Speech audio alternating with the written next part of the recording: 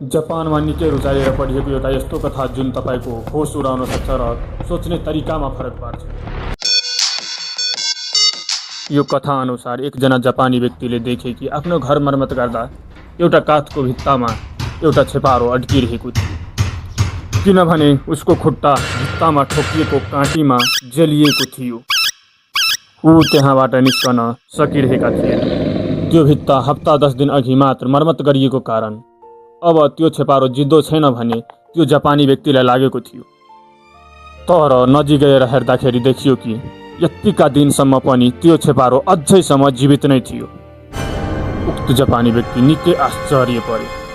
तर त्यसै बेला एउटा छेपारो अर्कोतिरबाट आयो। उनले देखे त्यो छेपारोको मुखमा खाना थियो।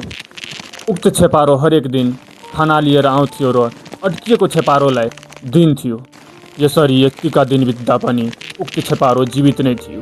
यो देखेर उक्त मानिस निकै प्रभावित भए। के तपाईँ प्रभावित हुनुभयो? उनले सोचे कि यति सानो जीवमा पनि माया, करुणा र सहयोगको भावना रहेछ। उनले त्यो छेपारोलाई जलिएको बन्धकबाट मुक्त गरिदिए।